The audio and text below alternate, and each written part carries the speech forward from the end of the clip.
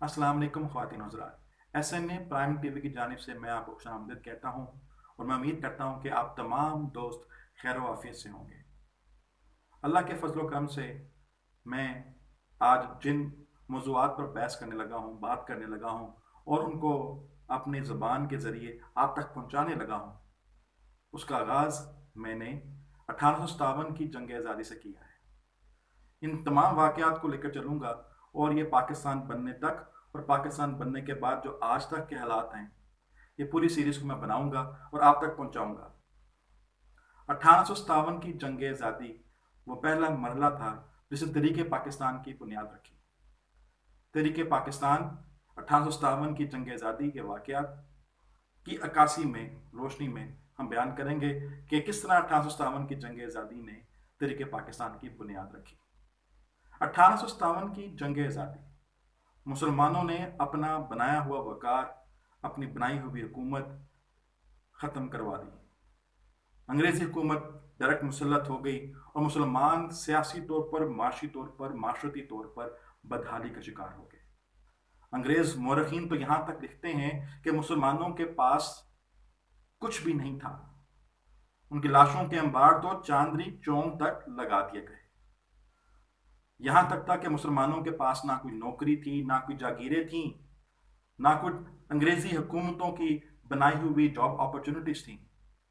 मुसलमान अपनी ज़िंदगी के उन ख़तरनाक तरीन हालात में दाखिल हो चुके थे जहाँ से उस तारीकी से निकालना एक मौजे से काम नहीं था।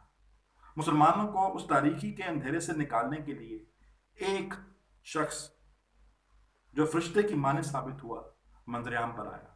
His name was Sir Syed Ahmad Khan, who was blessed with indefatigable energy of mind and soul. Many historians are of the opinion that he left no stone unturned in order to pull Muslims out of the troubled waters. Had he not been there, the foundation of the Pakistan would have not taken place. So it was Syed Ahmad Khan who brought the first step towards the creation of Pakistan. So Syed Ahmad Khan ने अपनी तहरीक का आगाज किया और उनका basic objective was the policy of reconciliation with the British Raj, because without ensuring this policy the Muslims renaissance, new beginning, was not possible.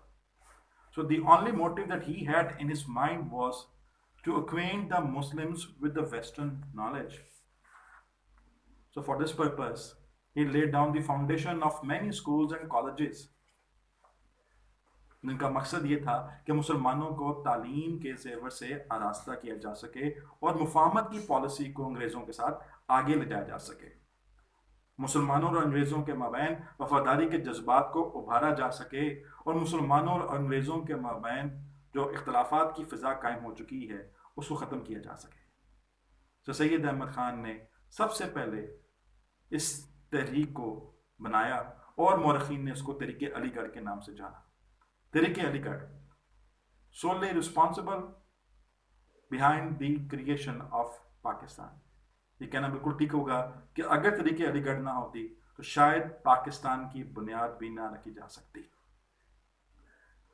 1859 से सैयद अहमद खान ने मुरादाबाद में स्कूल कायम किया। उसके बाद ये गाजीपुर गए और 1862 में भी इन्होंने वहाँ पर स्कूल कायम किया।